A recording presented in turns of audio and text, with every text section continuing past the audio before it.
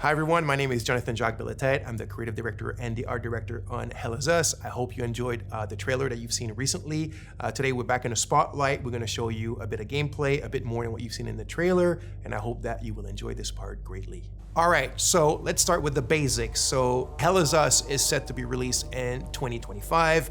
It's for pretty much everything. So Xbox Series X, PlayStation 5, and PC. So the game is a bit of a take back to games from the 1990s. We're a team of passionate people. The average on the team is like 20 years of development experience. So we're from a different generations and we have a lot of love for how the games in the 90s were made and how they were played and experienced, especially the fact that there was no hand holding, there was no silver plattering. You kind of had to figure stuff out by yourself. You were really in control of your exploration and your own discoveries. And this is what we're trying to do in Hell Is Us.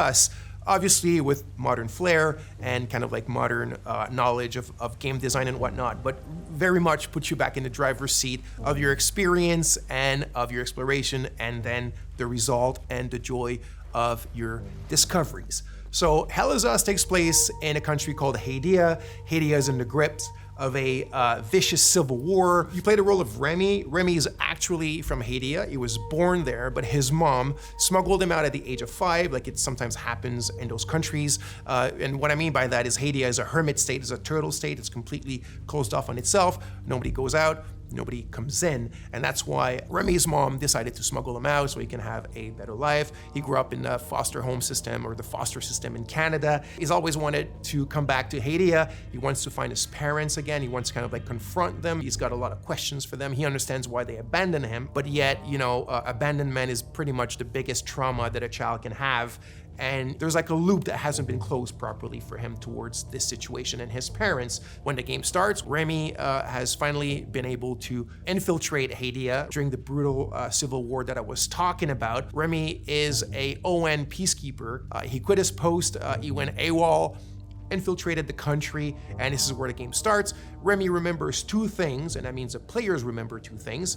It's that his village of birth was called Jova, and his father was the blacksmith of Jova. Those are the only clues you begin the game with, and these are the only clues that Remy also know. So equipped with this knowledge, with these clues, you begin the game and you try to find your way to Jova.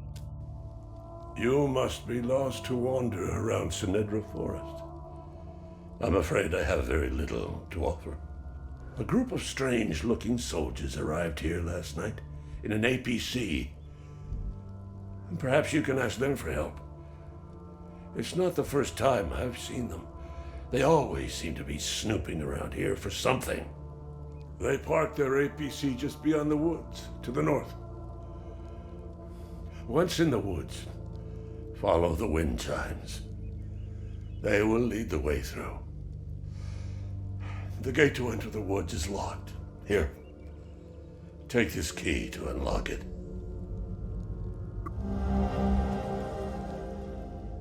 Okay, so let's talk about this design philosophy that I've mentioned earlier, which is, I said the word silver plattering, is something that I had been thinking about for quite a few years, and the team as well, which is, if you look at modern day or contemporary adventure games and RPGs, pretty much everything is given to you on a silver platter. What I mean by that is when you explore, everything appears in front of you. You have your compass on top of you that's like a sixth sense, like a magical sense that detects, all the caves and all the cool stuff around you and the towers and this and whatnot.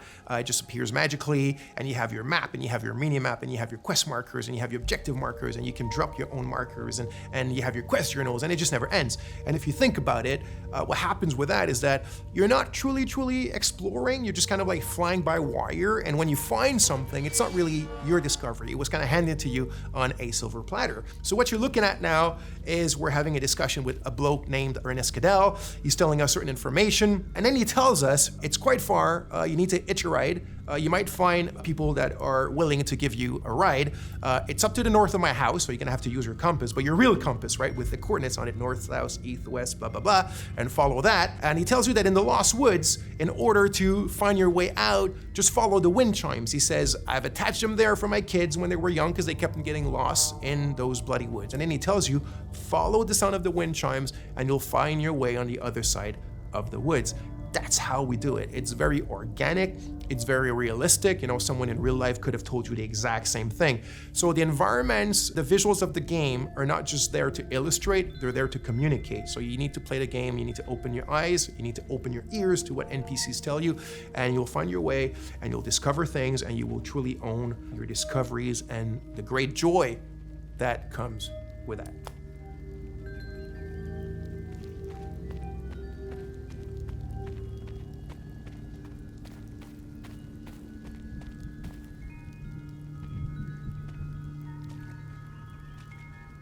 So here's another scene or another section that could be considered part of our player plattering philosophy. So here's a puzzle, and there's obviously a solution to the puzzle, but nothing eventually is going to tell you, you know, if the player ends up kind of like taking a bit of time to find a solution.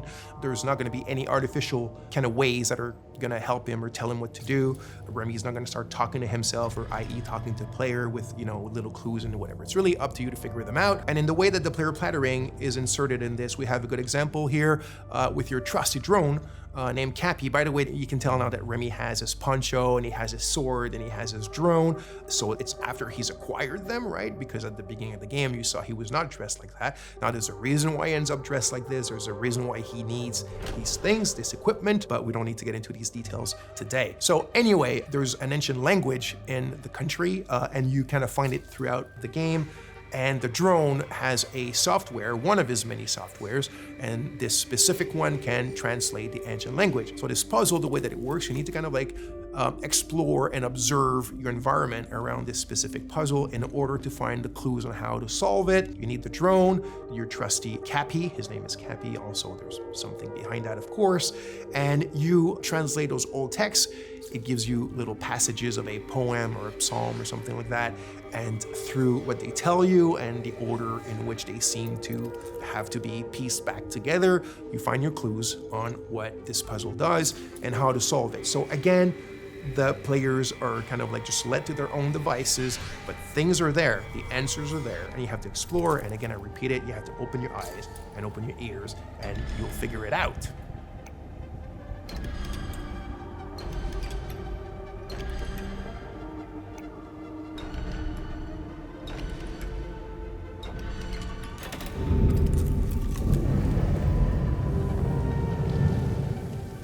So by now, you've seen a lot of what I guess is like exploration and looking around and talking to people and doing puzzles and all that kind of sweet stuff. But if you've seen the trailer, you of course notice that there's another big aspect to the game, which is third-person melee combat. So we like to say that the game is 50% exploration and 50% combat. The game is not at all only about combat, and it's definitely not at all just walking around and figuring stuff out. It's the combination of both, and we also think that the way that we've combined them is quite refreshing and quite unique in Hell Is Us. So, like I said, combat is an integral part of the game. I do want to emphasize now that we're not a Souls-like game. The game is a lot more mid-core. It's have fun, get in it, and hack and slash. It doesn't mean it's easy. It's not overly hard. There's a learning curve. There's subtleties. There's little things that we've invented just for the flair and the flavor of Hell Is Us. It's very crunchy. I think the friction is pretty good, and I hope you'll enjoy it.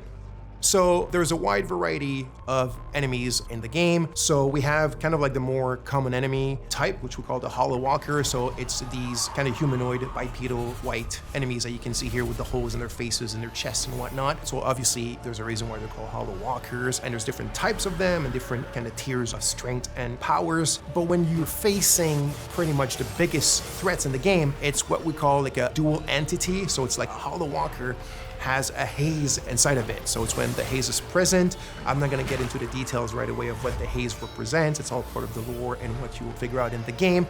But when you're facing a combo like these dual entities, and it can go to like 3 of them, 4 of them, there's the herders, there's the fervents, and different types like that. But that's when you really need to master the combat system. That's when you start having to use all the tools and techniques at your disposal. The drone has tons of skills to upgrade it, and the drone is very much your little sidekick to help you in fighting multiple enemies at a time. He's not a sidekick in the sense where he talks and he has an AI. He's very much a drone that has its own protocol to do this crowd management during the combat. So you have your different weapons, you have your limbic skills, attack to weapons, which is basically you consider as your magic, even though in the game it's not considered magic, there's kind of like a scientific base to them. But that's when you really need to master all the little subtleties of the combat system, use all the tools in your arsenal and at your disposition, and get in the melee with these kind of dual or triple or quadruple entities and being able to manage them and be victorious. So like I mentioned, here specifically, you can see a combat against a limbic entity that has multiple hazes attached to the hollow walker. That's when it gets really complex, it gets very overwhelming because you're alone, but you got your trusty little Cappy.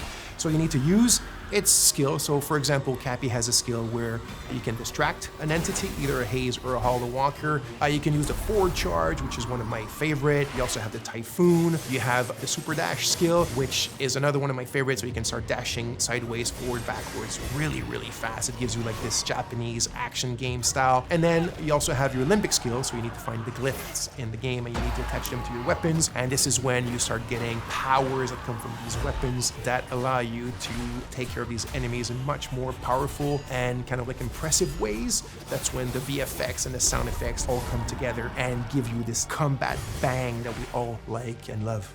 Okay, so now let's take a little pause from the combat and let's go back to the investigation and the exploration. So, like I said, there's no silver plattering. There's none of these kind of like fly-by-wire. It's up to you to figure out what your kicker is. What I mean by kicker is what you're supposed to achieve at this specific moment, what you're actually looking for, where to look for it, and how to look for it, right? Remy and the players are at a ratio of information which is 1-1. It's in Akasa Marshes. It's quite a ways from here. So one of the tools that we're providing you to still kind of help you a bit and manage this 1-1 kind of like knowledge ratio is your data pad. Think of it as a bit your investigation wall if you want, but in a digital 90s format. So your clues, your leads, the important people that are related to your investigation, trying to find your parents and a lot more eventually, are all stored here. They're linked together by the relationships, and now it's up to you to go and investigate about them.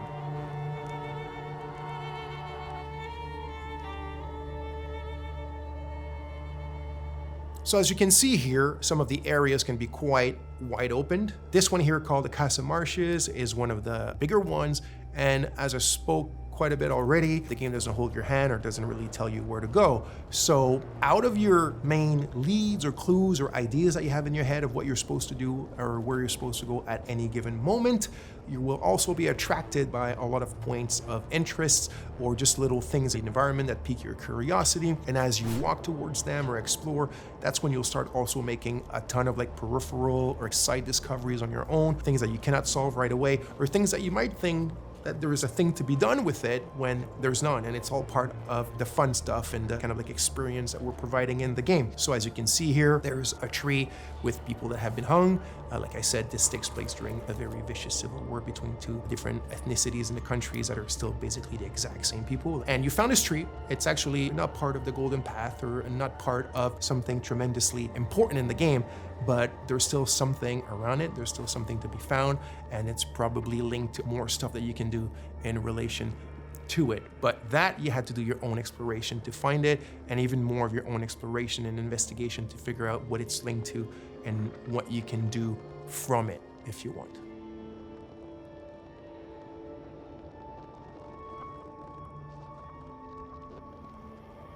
So here we are in a dungeon in the game. So yes, the game has dungeons. This was really important to us. Like I said at the beginning, there's a bit of a love letter to games from the 90s, but one of the challenges was the game takes place in a contemporary setting. The game takes place in 1993, and yet we still wanted dungeons in the game, and I didn't want the dungeons to take place in an abandoned metro station or, you know, in an abandoned factory because it's the modern era. I still wanted the dungeons to be very ancient things. And this brings us to another really important aspect of the game, or one of the very important themes of the game, which is history, historicity, deep history. So history that goes even before history. So there's a lot of mysteries and a lot of lore, and the origin of what's going on in the country and the link to the Civil War is all tied to that deep history and also what has happened since. I won't get into too much details because that will be part of another video for you guys, but you can see a bit of it here, and it shows you the varied palettes and moods and atmospheres that we have in the game, which also I think is something quite interesting and unique that we're doing in Hell Is Us.